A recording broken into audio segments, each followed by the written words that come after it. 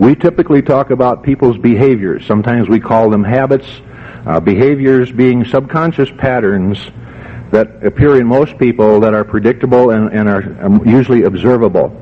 And I want to tell you some things that people tend to do, whether or not you observe them, but internally, people project their own perceptions, their own values, and their own strategies on others. Now, the ones that are the most proficient at this can become your best leaders, or they can become your worst troublemakers, depending upon the kind of person they are.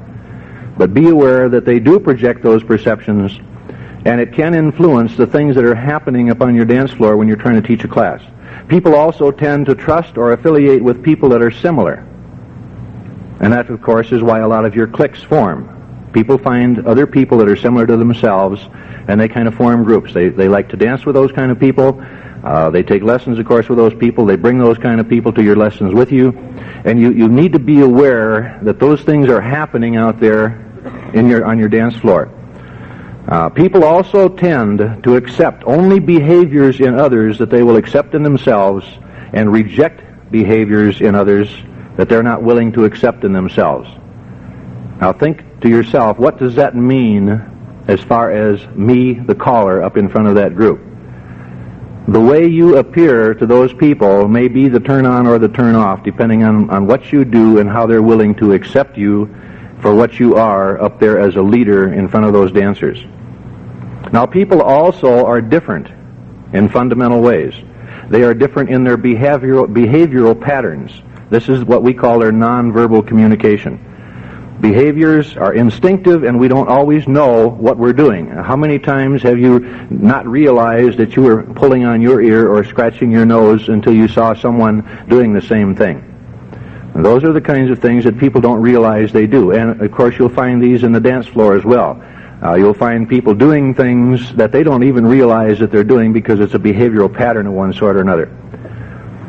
The big thing to be aware of is that people vary quite differently in their communication skills, the words and the phrases that they use to communicate with one another. Everyone is a product of their own background, and that's why the sign down here says, remember, we have only our own experiences to think with. If you use terms that are not on the definitions list, for instance, for the mainstream definitions called such as flip, I want the boys to do this, I want the girls to flip over. When you say flip to an acrobat, you draw a particular word picture in that person's mind. When you say flip to a gambler, you draw a completely different word picture in their mind. Depending upon their experience, what they have to think with makes a great difference in what they come up with when you use terms that are not quite the ones that we use to define our mainstream calls with. People are also different in what we call their motivational needs. Years and years ago, a man named Maslow defined a hierarchy of what people want to be comfortable. And the first need that people have to have satisfied is their need to be financially secure. Until a person is financially secure in his own mind, you won't see him out looking for a square dance. You won't see him at your dances to take lessons. The second need on Maslow's hierarchy was the need for self-image. Make me famous. And until your people have self-image, again, they will not appear at your square dance. The third need on the hierarchy was the need for safety. Make me secure. And again, until your people are secure, they will not be at your square dance. They are busy trying to solve those three basic needs. The next one on the list will finally bring them to your square dance, the need for leisure. After they have become rich and famous and secure, then they have the need for leisure. This is what brings them to the square dance world, brings them to square dancing with us. Finally, after their need for leisure is satisfied, their last need, the highest need on Maslow's hierarchy, is the need for authority. Give me greater power. So once you have them at the square dance and they're satisfied with their leisure, then they become or tend to become the leaders in your organization or the troublemakers in your organization. They're trying to solve their need for authority. And as long as we recognize that this takes place in all people, all over the world, and we can call to this kind of an organization and we can use these things to our benefit. Another thing that makes people different is their difference in creative abilities. We know some people are better artists than others. We know some people are better speakers than others. We know some people are better followers than others. You must remember that square dancing is a creative art form. And since people are different in their creative abilities, we are bound to find in a class of any size different abilities to learn to dance. So we need to be able to talk to these people, we need to be able to listen to these people, and to understand what's actually happening out there in those people that are on the floor. A big difference in people is the way that they gather and process information. Many people learn by visual cues. Now that doesn't mean they have to see what takes place, but when you are talking to them and teaching them the way to go through a particular move, they are visualizing in their mind. Not verbalizing, but visualizing. When you say to this dancer, I want the gentleman to run around the ladies, and you explain run, or you explain trade, or you explain Ferris wheel, or whatever, these people are visualizing in their mind what's taking place at that particular period in time, and they learn from that. Other people are verbalizers, and they will stand there and listen to you, and for almost everything you say, they will re-verbalize that in their mind. They'll say, oh, he wants me to run around that person. When I do that, I'll be facing the wall that's behind me right now. So the visualizing and the verbalizing that takes place in these people's minds really are tuning you out at that time. So you have to give them that time to visualize that picture or to verbalize in their own mind what you're asking them to do. Once you are aware that people learn in those different ways, then you can approach them in different ways. Be flexible. One of the things, of the key ingredient in teaching square dancing, I believe, is to be flexible. Be able to say what you want to say in more than one way. Why? Because the terms you use in one particular way may exactly agree with the experience of that dancer you're talking to, and he's thinking in those same terms.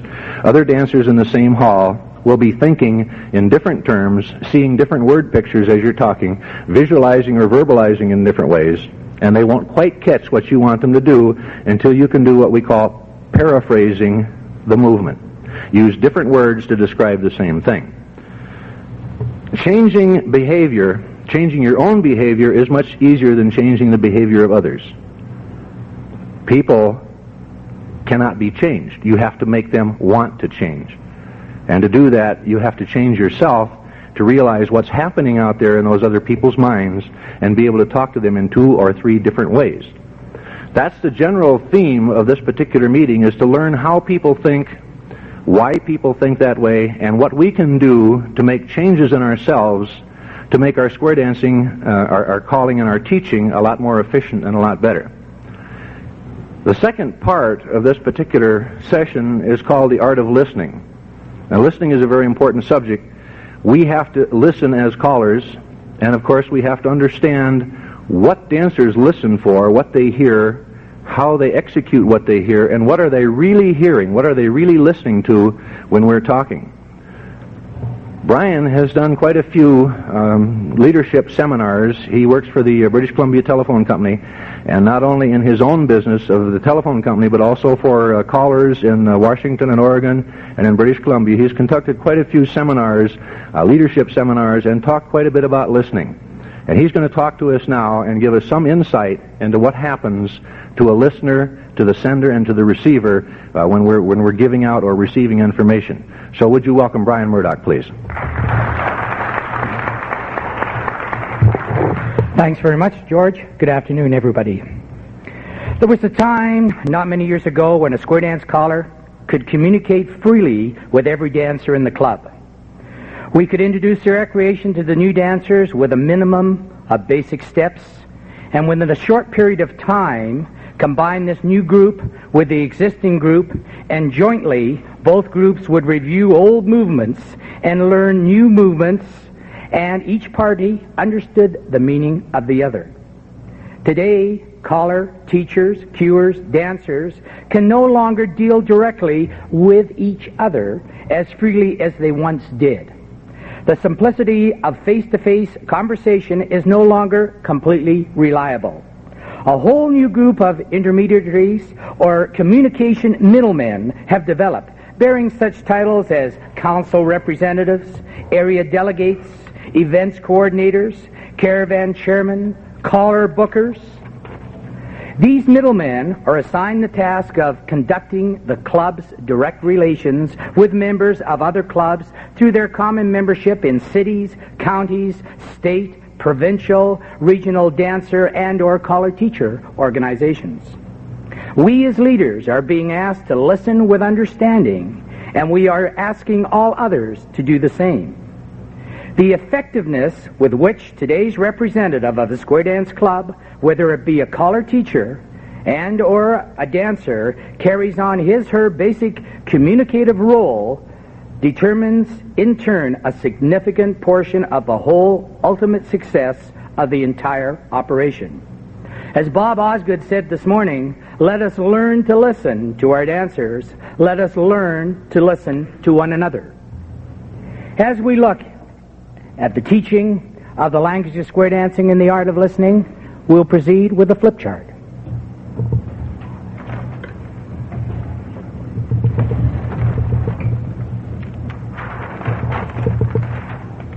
In communicating, we use our ears and eyes to listen with understanding, and we ask all others to do the same.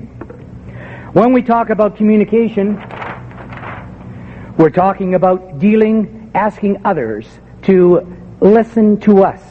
Listening skills. In my opinion, the key word in communication is meaning. What do you mean? As leaders, as callers, teachers, we are speaking to a variety of different groups. It might be our own class. It might be an executive group. It might be dealing with club business. It might be interacting with our own Caller Teachers Association. As we communicate, what words do we use? What do we mean? There are many factors that influence the word meaning. Problems we sometimes face as we ask others to listen and or understand us. As we look at those factors, be aware of your functional relationship. What is your role? What is your purpose? What are you doing there? What is your role? What function do you perform for the group that you're relating to? Be aware of the positional relationship between the caller and the dancer. You know, on occasion, we have some fine young caller teachers, and we have some fine ladies who are now in the recreation as they go out to communicate to various groups, to teach classes. Quite frequently, I would think that our young men, our ladies, are aware of their relationship, their position as they deal and interact with people on the floor. Young men quite frequently could be looked upon as, hey, he's so young. Does he really know what he's talking about? And those of us that have been around in the business for a few years realize a lot of these young men have some fine skills. But the young men and women have to be aware of their position, the words they select, the way they present themselves, because communication is not only with the eyes and ears, it is just you as a person presenting yourself. The group membership relationship. What is your relationship? What terms are you using as you communicate with a group? Obviously, caller teachers, as we communicate, there are certain terms, familiar terms that we would use within our group. I doubt if we would use those words when we were communicating between a square dance class and a caller's seminar. Terms like the box 1-4, the 1P, 2P line, those were not terms that the dancers, I don't think, would be familiar with unless those are terms that you use within your presentations within your own class. In our cultural society today, we have many differences in hereditary and previous environment. We have many new people coming into our communities now that have not heard anything at all about square dancing. It's a new thing to them. We have to present ourselves or select words that we feel will be to their advantage to keep them on board, to present in such a manner that they will understand what we're saying. We also have possibly young adults joining our group. Their previous environment, they learned square dancing back in their school days, their high school days. The recreation that they learned at that time was barn dancing. The recreation that you're communicating is the words and wisdom of today's square dancing. So be aware of possibly the previous environment. There's differences in formal education. Possibly the terms that you're using or the words you're using or the format you're presenting is foreign to the people that you're working with. What about the past experience? We have people, many times when dealing with people, we probably pay very little attention to developing inequality to our relationships. If the sender, and say you're the speaker, the caller, the teacher, the sender, has exploited the receiver, that dancer down on the floor, passed the buck, failed to give that person credit when credit was due, then I would expect that he or she would have all those past experiences coming forward and maybe wouldn't be listening to you in the manner that you would like to be received. Emotions. Emotions are always with it at any time. We have to understand that we have emotions. People that we're speaking with have emotions. There are times, circumstances, and it might be the night that you had planned to teach, to convey a message to your square dance club. And at the beginning of the evening, you have heard that one of your club members is very sick or somebody has passed away. The emotional feeling within the group that particular night, it would be wise for you to divert possibly doing that teach, put it off for another week. But emotions play a very heavy part as we communicate from one to another. And finally, misunderstanding of words. That square over there is on the fritz, if you know what on the fritz is. The people over there, are out to lunch. What is out to lunch? Have they left us? Do they understand?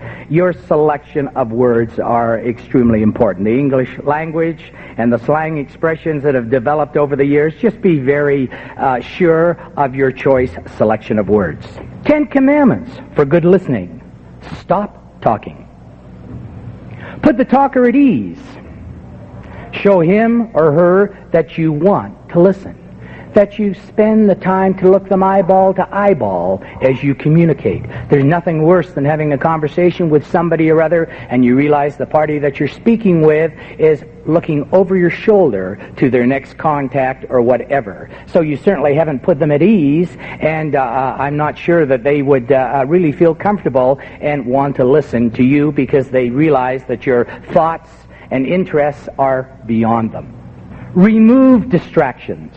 If you're making a presentation and there are distractions, it could possibly be small individual groups. You could have background music that was interrupting your presentation. Distractions certainly are not going to assist you one little bit when you make presentations. Use and show empathy. And that will be done at various times in various different ways. Possibly you're interacting with a particular couple that's having a problem with maybe a certain square dance movement. You might find that there are some problems within that family's needs. You might have to communicate in such a way to ask those people, would they care to come and spend 15 minutes prior to class? And maybe you can communicate or assist them in such a manner to put them at ease. They have a problem. They're asking you, how can you help us? And to put them at ease. So when it's the proper time, show a little bit of empathy, and possibly those people, when they come to you, maybe 15 minutes prior to your class, will take the time to explain really what their problems are, and maybe their timing to learn square dancing is just not then, and might wish a quiet moment with you that they can communicate with you in a privacy to explain the reasons for not continuing on with the class. Be patient. Gosh, we all have to have the patience of Job. I know when we're teaching, many of you ladies and gentlemen that are professional callers but do have a regular job in today's workplace. All of us, I think, are feeling the pressure of the changes to our various jobs on a day-to-day basis, and we have a lot of pressure placed on us. But the one thing that we have to do when we come out to teach those classes of an evening or afternoon or whenever, we have to be patient and leave all those stresses behind. Hold your temper, and I don't have to say anything more, I don't think, on that. Go easy on argument and criticism. Win-lose, I think it's best that we just settle on a draw. If you want feedback, ask questions, and for gosh sakes, stop talking if you're going to listen. Nature gave man 2 ears, but only one tongue, which is a gentle hint that he should listen more than he talks. Some essential elements of effective listening. Know your objective. Identify your audience. Determine your medium. How are you going to make your presentation? Obviously, a presentation that you are going to make at the Square Dance Club might differ from a presentation you're going to make at your Callers Association, or if you're asked to make a presentation at a special event, determine your medium. Tailor the communications to fit the situation. How are you going to communicate? How are you going to make that presentation? Establish a mutuality of interest. Your words, the things that you refer to, should be on a mutual level of understanding. And watch your timing. Have you ever tried to make a presentation to a group and it's coffee time? Most people are far more interested in coffee time than listen to your presentation. It might be of advantage, if you have a lot of announcements to make, is to use display articles to mention classes and dances and other events. You might refer to your local Square Dance magazine is an area where people can get all the information that they require about forthcoming events over the next short period of time. Maybe it's not necessary for us to continually remind people. People have, I'm sure, as much intelligence, if not more, than myself, and I make very few announcements at my club. We use the display method, and we find that works out far more effectively. Pitfalls that could prevent effective listening. Watch out for talking with others, but not really listening. Looking over the shoulder, looking beyond. Haven't heard a word the man said to me. Listening primarily to loyal members who may not have concerns with the overall interests of the group. And I'm sure all of us are put in situations from time to time where we get that enthusiastic club member, so loyal, they follow us from one dance to the other, they're right in there, they're one of the strongest members we have, and all of a sudden these people have now sold their home, they've moved into a condominium, they have enough time to dance 8 nights a week, and their needs for square dancing are far different than maybe some of our regular club members.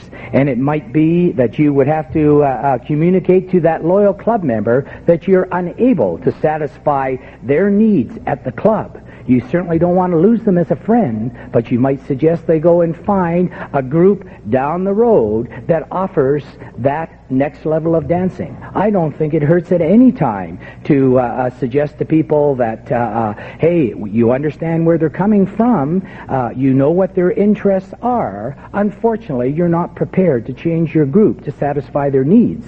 And I think by being honest and straightforward with them, will encourage them to come back to you at a later date. You haven't lost a friend. You just suggest that your friend maybe increases dancing and dance that special level or that special need at another location.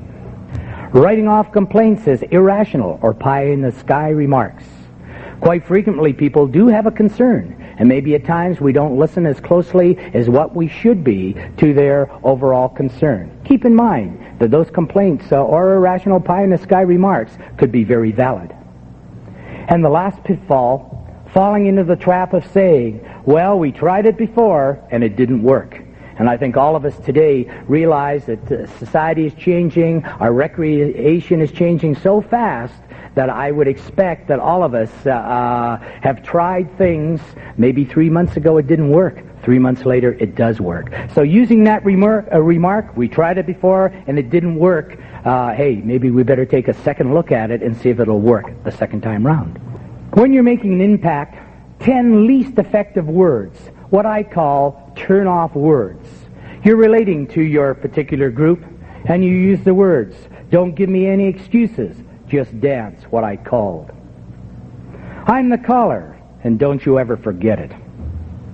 Either get with it or go sit down. I do not care what you think.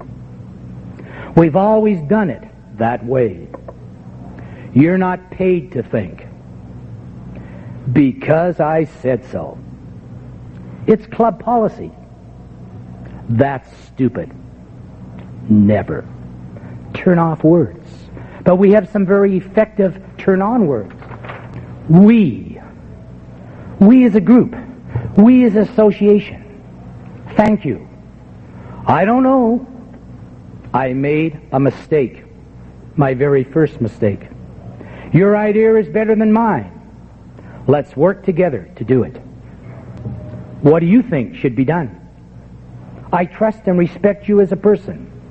You know more about the job than I do. What can I do to help to make it easier? Turn on words. If you want to develop your listening skills, you better start asking questions and offer feedback. The responsibility for accuracy rests with the listener, but the caller teacher remains accountable for clear communication and what happens on the square dance floor. You know, as we communicate, a picture is worth 1,000 words. As teachers, quite frequently, we have to get down and show to the people, do a small demonstration to communicate, because we find at times that these two little objects at the side of our head do get tired, and people will learn from us. We communicate a little more effectively by doing a demonstration, as Jack Murtha showed us in that first session this morning. He finds a very definite need to use the eyes. The picture is worth 1,000 words. In order to penetrate the fog index, we must present a solid front in promoting the good old 3 C's. Be clear, be concise, be correct. Thank you.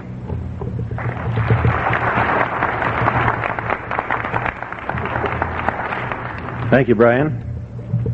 Listening is probably the most important thing that you can do in square dance calling. Listen to your dancers. Listen to your wife or your spouse or your partner. Some other things that we need to be aware of are our teaching tools, the things that are made available by CALLERLAB to us.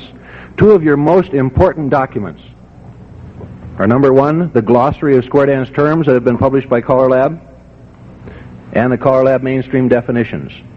And please be especially careful to read the preamble to the CALLERLAB glossary. As I mentioned earlier, the important part there is to be flexible in the use of words to describe a particular action. Have multiple ways in your head to describe it. And read in its entirety the mainstream definitions or the plus definitions or the advanced definitions, whatever kind of class you're going to teach, before you ever teach that class, and be sure to review those definitions before you go to the class that evening. And be aware of words that may be turn-on or turn-off words, as Brian mentioned, that you may want to use. There are quite a few words that we use in the definitions that we think nothing of saying. We say pull by. How many people have seen dancers jerking by or physically pulling by very hard? Yet that appears in the approved definition of quite a few of our calls. What happens when you say break to a line? What kind of a word picture does that bring to a caller or to a dancer who is thinking because of his past experiences when you say break to a line? How do they understand terms like adjacent, pivot, tandem, static, face in, face out, ends, centers, insides, outsides, leaders, trailers? And think to yourself, if I was a truck driver and heard the word trailer, what would I think of? If I was a camper and I heard the word trailer, what would I think of? And be sure you try to draw the right kinds of word pictures for your dancers. There are some terms that we use that are exceedingly hard for dancers to understand because of their background. We typically use words like 90 degrees, 180 degrees, 270 degrees, 360 degrees. 360 degrees is very hot if that's the only term of degrees that you understand. Vaughn and Jack did a beautiful job this morning when they had us all up on the floor as the number 1 man, relating everything we did to what wall we were facing. Dancers can understand walls, the left wall, the rear wall, the right wall, the front wall, a lot better than they can understand 90 degrees, 180 degrees, 270 degrees. And yet we see these terms in our mainstream definitions. So while we are used to those terms like flip and trade and run and zoom, they draw completely different pictures to our dancers. Special care must also be taken with terms like 1/4, 1/2, 3/4. We can also relate that, of course, to which wall you're facing after a 1/4 turn, or a face in, or a face out, or a face right, or a face left. One term that we use consistently in the square dance calling that is very difficult for dancers to understand is to turn your star 1/4 or turn your star 1/2. Where does the dancer start counting? 1/4, 1/2, 2/3, or whatever.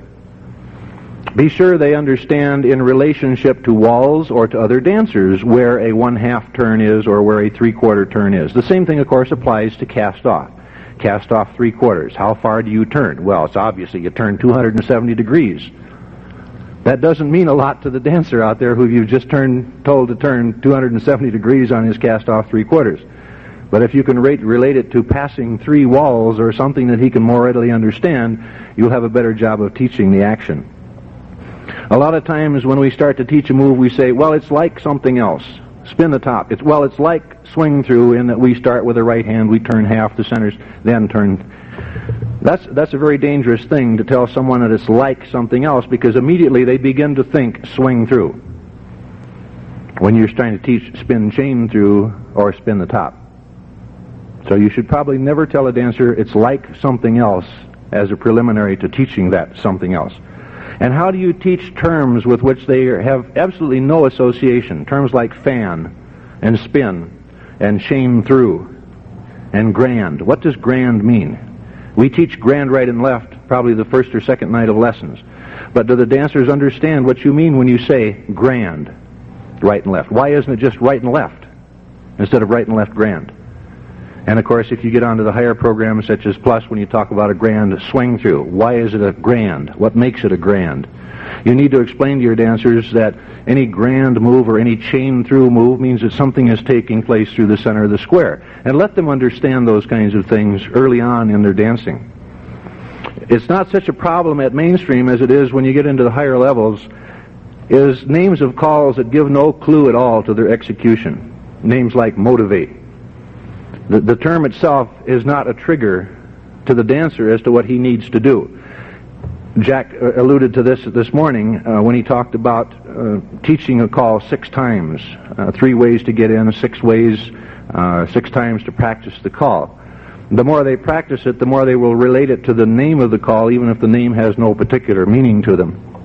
When you're teaching, a lot of times a caller will direct the dancers through a move a half a dozen times by cueing them through the move and not giving them the name of the move. This happens quite a bit at the plus level and at the advanced level. We do it a lot of times at mainstream when we're teaching square through for the first time. We say, pass through and face your partner. Pass that person and face your new partner. Pass that person, face your new partner. And then after they've done this a half a dozen times, then you break down and you say, well, I guess I'll tell you what the name of that is. That's square through.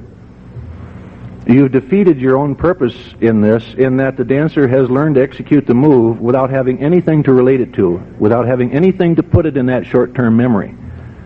So you're really better off in that situation to say, I'm going to teach you square through. Don't say it's like something else. At that point in time, just say, I'm going to teach you square through, and this is the movements that we'll go through to learn square through. Because now they have a term that they can file away in their short term or later on in their long term memory, that when they hear that word, it will recall to them the action that they should take. When you appear at your beginner's lessons, the first tip is about to take place, and I've seen a lot of callers stand up and begin to review the movements from last week, or to even teach a new move in the first tip. We have 2 or 2.5 hours that evening, and we've committed ourselves to teach 4 or 5 new moves that night. So we start right off at the very beginning, teaching new moves or reviewing moves from last week. That is the poorest time in the world to do that. When you start your dance, the very first tip of the evening, if you have 8 squares of people out there, you have 8 squares of people that have an entirely different mindset. Some of them just had dinner. Some of them argued on the way to the dance. Some of them had a bad day. Some of them had a good day. Someone just learned his mother-in-law is coming to visit for 3 weeks. Everyone in the hall has a different mindset. And your first job as a caller is to get those people in that hall with their minds all on square dancing. And of course the best way to do that is to call a tip using nothing but familiar material. Material that when they hear the word, out of long-term memory comes the movement that needs to take place, the mechanical movement of the right and left through, or the circle left or the circle right. So be very careful in what you teach or what you review the very first tip each evening. One of the biggest problems in teaching is how receptive your students are at the moment of teaching. I think Von Perry said it this morning, teaching does not imply learning. You can teach for 2.5 hours. The dancers may learn 1/2 hour's material that evening. To be effective, you have to know what some of the barriers are to good listening for the dancers. Brian talked about being a good listener and what you need to do to listen. And a lot of the things that you do in front of that class determines how the dancers will hear you and execute what you want them to. Your attitude. Brian mentioned your attitude. Don't tell them things like, oh, that's stupid, or we tried that before and it doesn't work. Your bearing and your posture on the stage has a great deal to do with whether or not the dancers will learn from you that evening. The voice that you use is very important. The words that you use are very important to them. The kind words, the please and the thank yous are very good words, the powerful words that Brian talked about. There are other things that influence whether or not the dancers are listening or with you. The appearance of the hall. Do you dance in a dirty hall that you're not responsible for cleaning up for? You pay your rent, you bring your people in, they dance, you go home, and someone else is responsible for the hall. The very appearance of that hall can make a very big difference in how the dancers learn while they're in that hall. How crowded is it?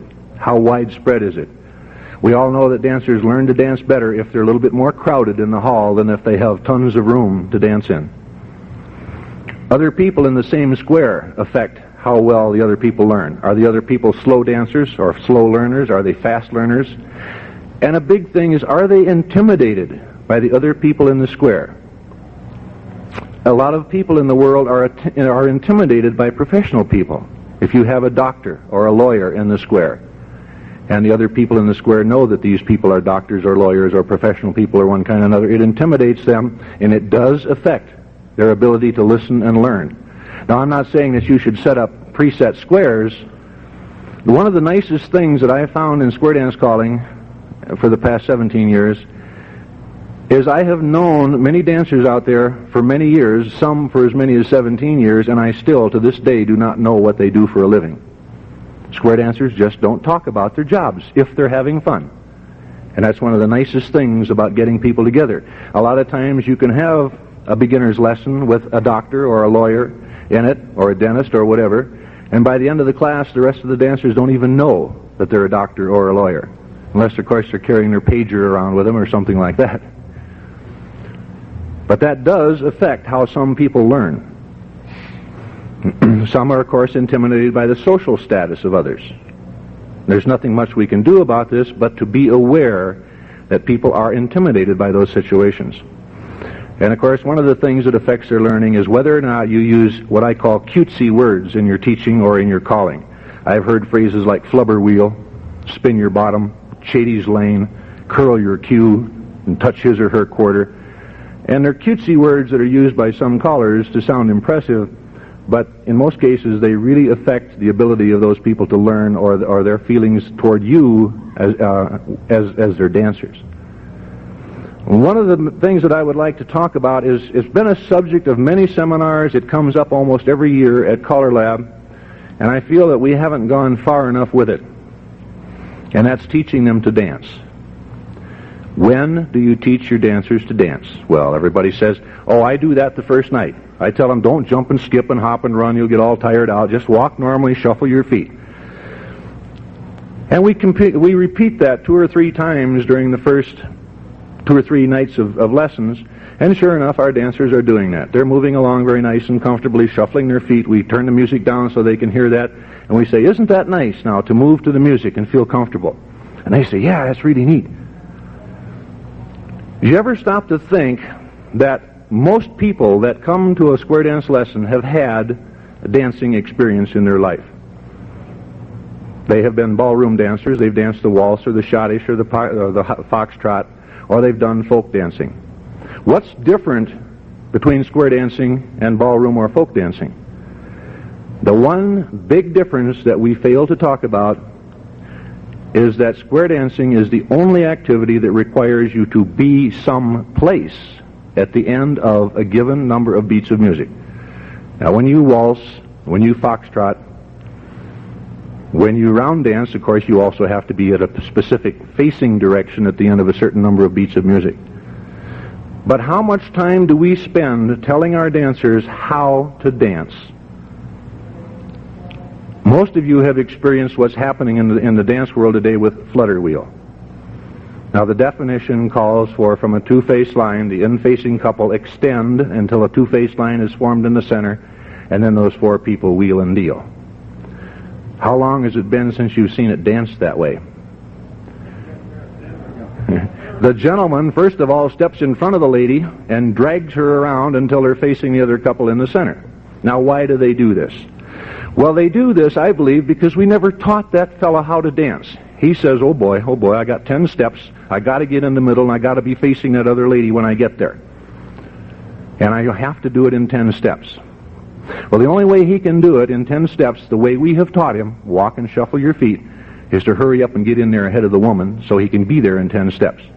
We have never spent any time telling this gentleman that the way you get there is to change, either shorten or lengthen your stride to be where you need to be at the end of 10 steps. Two-face line, wheel and deal. We know how many steps it takes, and we know how many beats of music to allow for that. But do we tell the gentleman or the person on the outside that in order to be there in that many steps, you're going to have to lengthen your stride and still step on each beat of music? And do we tell the lady, in order for the gentleman to be there, you'll have to shorten your stride?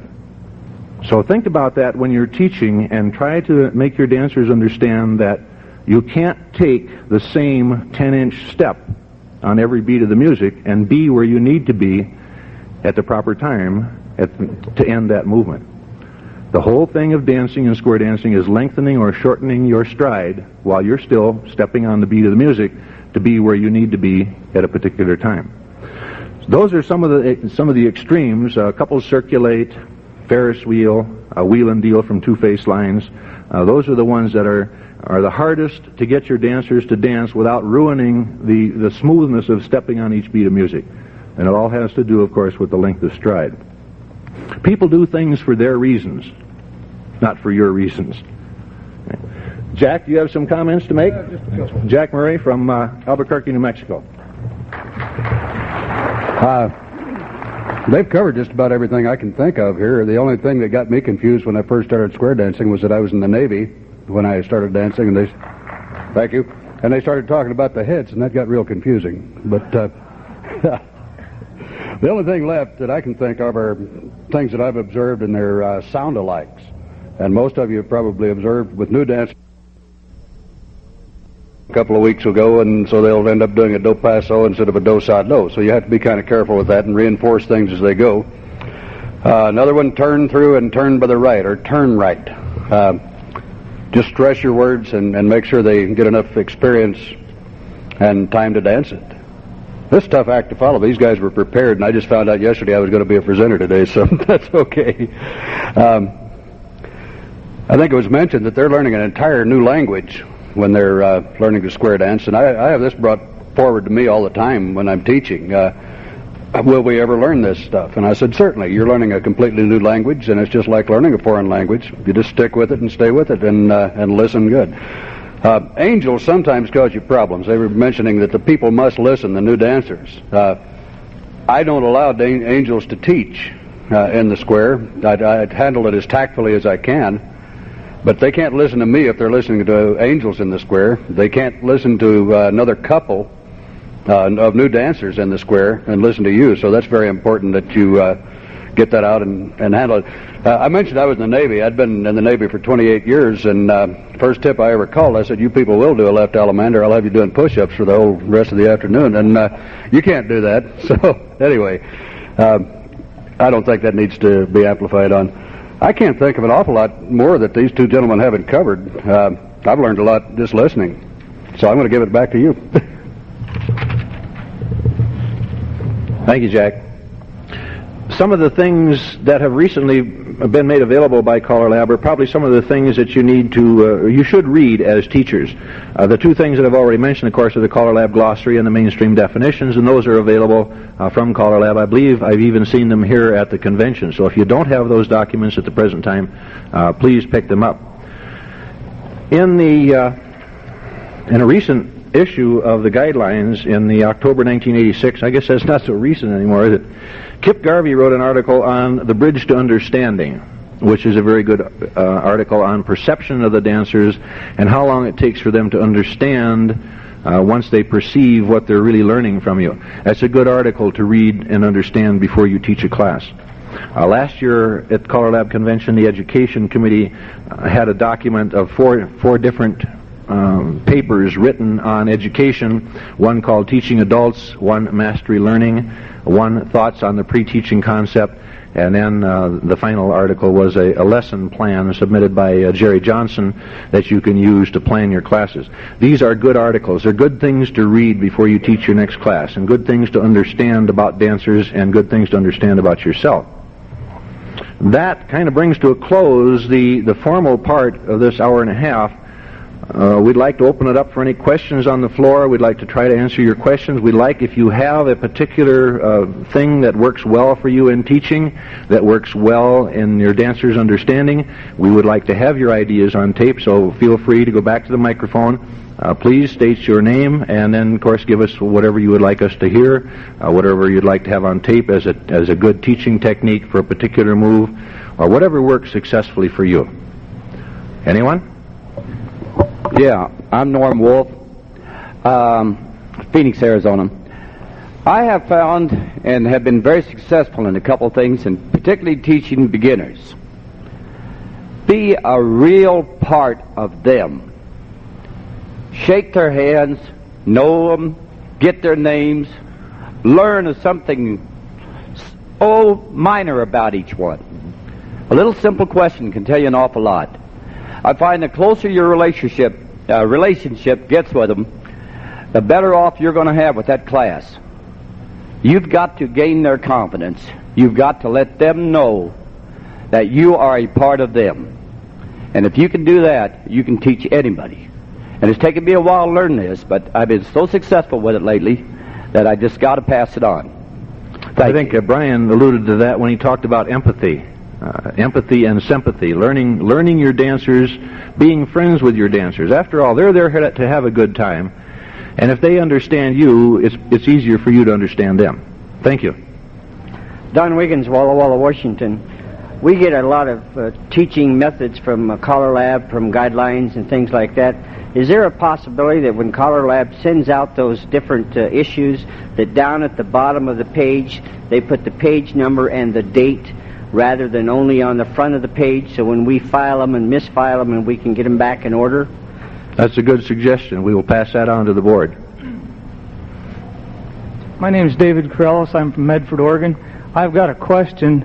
If somebody I'm getting towards the end of finishing my second class, and it seems like I do real well until I get down to the end of the classes to where you get into three-quarter turns, fan the top, spin chain through, and I've tried, a half and a quarter more, or trade, or whatever. If somebody had some direct approaches other than the deal with the wall, I would be real interested in finding out how to get this point across to them.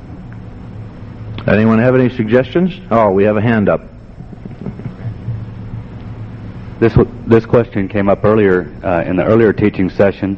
And we found out in teaching advanced dancers who are supposed to have gained a little understanding by that time, they still had problems with quarter through and three-quarter through. And we got a class doing very well by simply using the technique of just count. 1 quarter, if you're going to turn 1 quarter, it's one step. It's just the If you go 1, 2, and you're moving, you're going to have turned a half. If you can go 1, 2, 3, you will have turned three-quarters, and you'll be in the right spot. And it was very successful. Thank you. Art Daniels from Los Angeles. I'm one of those callers who's been calling for a number of years, and I find a lot of difficulty in having my dancers promenade and 1 and 3 wheel around. I try to teach my dancers to face a wall. Be sure that when they wheel around, both lines face a wall. And I'm still having difficulty, so any help in that area would be appreciated. Thank you. I don't think we can add much there for you, because the very nature of the call and the speed with which dancers dance doesn't assure you that keep on promenading, everyone's going to be in the same place on the floor, because one square will stop at home claiming they never heard you say keep on promenading. Other squares will have been promenading, so when you say heads wheel around, you're going to have any number of setups on the floor. That's true. However, I find my lines are completely out of alignment. Sometimes they are not facing even directly. So any help in that area would certainly be appreciated. Yeah, if you can teach them somehow to adjust after they've wheeled around. Someone have a comment? Yeah. Jack? Jack Murray has a comment. Yeah, sometime back, way back, CALLERLAB had some information out on that. It was a recommendation that as soon as you've done a wheel around, that the dancers immediately align with a wall. It doesn't make any difference which wall, as long as it's a wall. And so, if they've done the wheel around, just move a little bit more forward or back. Let somebody be in charge, number one couple or whoever. Right. On occasion, dancers will get together, great enthusiasm, square up their sets, and fail to realize what couple they are in that square. Then we do the element left, come on back, promenade, and away we go. Don't slow down, 1 and 3 wheel around, and that number 1 is drifted off, and they're out of alignment all right. But periodically, you've got to remind your people, possibly, where are you? You know, who are you? What couple are you? Next. My name is Karl Brandt from Indiana. I've had some problems over the years teaching slide-through. This last season I improved because I had some help. We had a drill instructor from the Marines. And after I'd say pass through, boys turn right, girls turn left. He came up to me, he says, now I drill the boys, and we went turn right, bang. Girls have to turn left. And we got the gang doing that, pass through, boys, girls, success. For those of you that are listening to this tape, when he called a slide through, the boys slapped their right leg and the ladies slapped their left leg, and that was a kind of a clue for them as to which direction to turn. Any other comments? Jerry Driscoll from Calgary.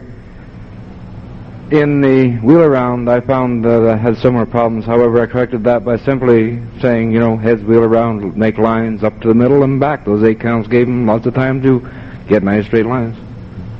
Yeah, if you give them up to the middle and back, a lot of them will take the time then to, you could tell them that that's the time with which to make the adjustment in their lines so that they would be facing one of the walls. Good point. Yes. Hal Perry from Houston. One comment I might make to that is it might be better, I suppose it's a matter of personal preference, but I found there has been some success in saying wheel around and face the couple behind you, and they tend to square up a little bit better. Mm-hmm. But rather than saying up to the middle and back, because they already tend to be rather compressed, when you have them wheel around from promenade, do something like a right and left through. Because up to the middle and back, the timing is really normally not there if they've done a wheel around. Anything that you can give them that they know well, right and left through or forward and back, gives them a time then to adjust their square, provided you have taught them, of course, that that's the point in time you want them to adjust their 2 lines. Good point. Yes, my name is Steve Nosek from Renton, Washington. Referring to the gentleman with spin the top, I came up with a little formula that is kind of cute. It's worked for me this past year. Refer to the word top as 3 letters, T-O-P. The letter T stands for all dancers turn. So whether you have girls together, boys together. The O is the center letter of the word, and the O refers to the 2 center dancers who are going to be doing the cast-off 3/4.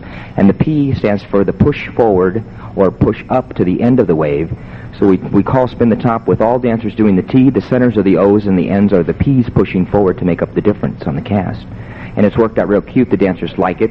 You find if you use some mixed sex not necessarily the first couple of evenings, of course, but later on. The dancers seem to like it, and they can accomplish that. They end up ending up in waves rather than the end standing around wondering where they should go forward.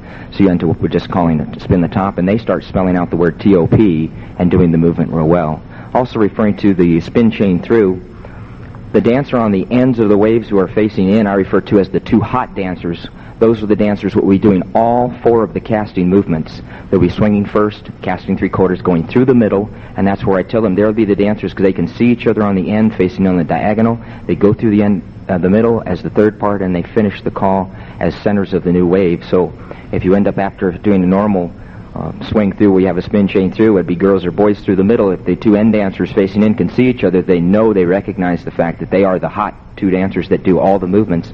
All of a sudden, they can recognize that I'm the dancer that's the one that goes through. Somebody has to go through the center, as you mentioned before, like the grand swing through or something like that. Those two things have helped me this past year. It helps the dancers seem to see it better, and therefore they're successful and makes it easier for me to teach it. Sure, anytime you can paraphrase or be flexible in your definitions or give the dancers a memory hook like that, it's bound to be better in your teaching. No doubt about it. Gloria Rios Roth, Florida, Nova Scotia, Pennsylvania, whatever. A help to the person on the three-quarter turn. First of all, we're always looking for using some variety and fun in our class levels. What has worked for me, and somewhere in a caller school that I taught, one of the callers suggested this. It is not my idea, and I'm not taking credit, but I will pass it on. Prior to doing any of the arm-to-turn movements, except Alaman left, prior to that, 2 or 3 weeks in advance, to get your people to promenade around the room and down the center. And if you have a nice big class, you might want to have them promenade that far and down the center towards the stage, another group down the center towards the stage, and a third group down the center, depending on how large your class is. If they're like most of my classes in the last 5 years, you get one group, because you maybe have 2 squares if you're lucky. All right? And at that point, then you have them turn to face your partner, and then you do some drills prior to any kind of use of swing through, spin the top, or spin chain through, whichever one you happen to want to teach first. They get a drill, and you have a lot of fun with it because you use this. You face your partner, and dancers come in all sizes and shapes. So what you do is you have them turn a quarter turn, a full turn, three-quarter turn. Then you have the lead man or woman go to the rear end of the line. Everybody moves up and gets a different size and shape, and you have a lot of fun doing your quarter turn, your half turn, your three-quarter turn, your full turn.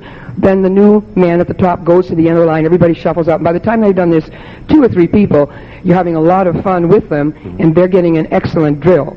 And I just thought I'd pass that on because I later incorporated it in the teaching of curlicue, and it was invaluable because from my own point of view, I could immediately look down at any group and know if someone had not gone far enough because you're looking at, the same sex, opposite sex, whatever. So I just thought I'd pass that on. Okay. Great, thank you.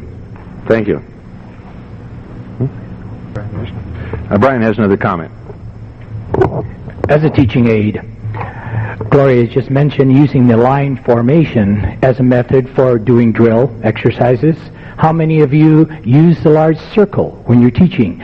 Couples facing another couple. An invaluable tool as you get those strong and weaknesses working together, as you do whatever exercise you're doing, passing through onto the next 2 and so on from there. From there, you can regroup your people maybe into different formations, but a most valuable tool.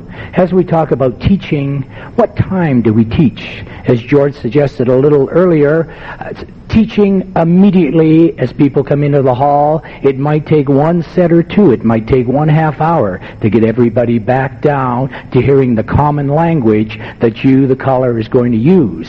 Teaching at the latter part of the evening where people are now thinking about getting home, paying the babysitter, what is going to take place at the workplace the next day, obviously is not an ideal time to teach either. Jim Hattrick. Oh, he knew me. That's good. Jim Hattrick from Vancouver, Washington. In teaching, I need to be a taller caller. In teaching, I find that what helps me more than anything else in cast-off, or if it's spin the top, spin chain through, whatever the move is, I think it's more important to teach dancing rather than getting into technical turn half here, turn three-quarters. Yes, when you first teach the move, you have to teach them that, and however you have to do it. If it's cast off three-quarters, I a lot of times say, take the right hand, everybody turn 1/4. and a quarter more, and a quarter more. Good. Now you see where you got to think like you're in a pie tin. People relate to different things. Some people relate to a beat. Some people relate to definition. Some people relate to pictures. And so you got to find different ways. But I've got 3 rules in teaching, and I don't care if it's circle left, or if it's Alleman left, or if it's cast off, or it's plus, or whatever it is. And that is, the first rule is, no matter what I call, step forward. Get yourself moving. Don't stand there and think about it. Step forward. Even if I say do a hoop, they'll take 1 step forward and they're on their way. Okay? That gets them moving. Number 2 is you dance to the beat of the music. And so, and a lot of the moves, I don't remember what the beats are, but if you watch your dancers down there, you can tell them to do a spin the top, and you say spin the top, step forward, 2, 3, 4, 5, 6, touch. Oh, good. Takes 8 beats. Now, from now on, everybody, we'll take 8 beats. And you'll find, if you're taught square through and you see people taking 4 steps to do a square through, because when they're learning it, they're thinking hands. They're just going 1, 2, 3, like that. Then you don't forget the hands and think about the feet. And the feet will go 8, 9, 7, 6, 5, 4, 3, 2, 1, 1, 2 to pull by. You're there. It really takes 10 to do a square through 4. 8 to do it, 2 to step through. Once you get them thinking feet and dancing, they won't worry about it, and if you as a caller time it right, they'll get through it. Because I still think it's more important to square dance, because the dancers out there aren't supposed to be trained like we are and know all the definitions and get so deep into it that we have to go 6/8 around to a parallel of a parallelogram into a pi-art square to make sure that this works so you face the sun when it's in a half moon. Okay? So think, step forward, dance to the beat of the music, and treat everybody in the square like they got sore arms, sore hips, sore legs, sore feet. In other words, don't yank tug. When you do your own thing and step forward and dance to the beat, those moves will work, and you'll find your dancers smooth out, and you'll find that the moves, they'll do them and they won't know. Most of my dancers don't know how to dance. Or I shouldn't say they don't know how to do the moves, but they can dance and they don't make any mistakes that way. Thank you. Thank you. Any other comments? Jerry Driscoll from Calgary again. One of the easiest methods that I found in teaching anything, a picture is worth 1,000 words. And what I always do, where possible, is I have the square angels, or my wife and myself, if it's just a 2-person thing, demonstrate the movement first so that they can see how it's done. Naturally, when I have square angels do it, I make sure that, right, oh, you were there? Okay, sorry about that. Believe me, it works. Use the demonstration square to show the move. Those, of course, are the people that learn by visual cues. We talked earlier about visual learners versus those that verbalize in their mind as what you're telling them. Being flexible, again, is the key to the whole thing of teaching. Being able to say things in more than one way, being able to use different words, paraphrase words or phrases that mean the same thing to reach those other dancers.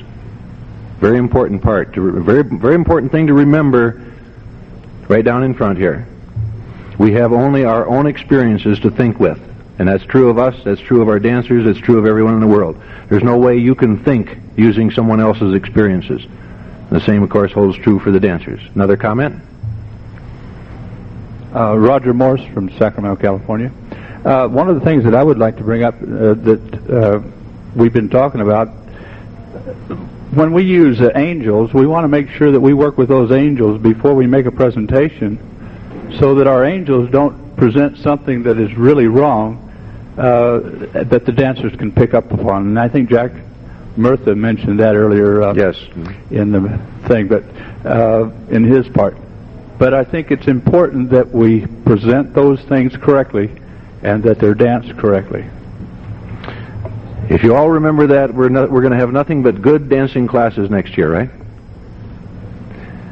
I'd like to thank Brian Murdoch for being here today, and Jack Murray. I'd like to thank you all for coming. I hope you've learned something today. I hope you can take it back to your area and make good use of it in your next beginner's class. Thank you all for attending. Good afternoon.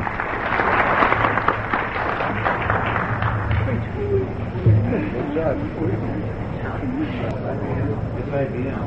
It's a product called Storyboard.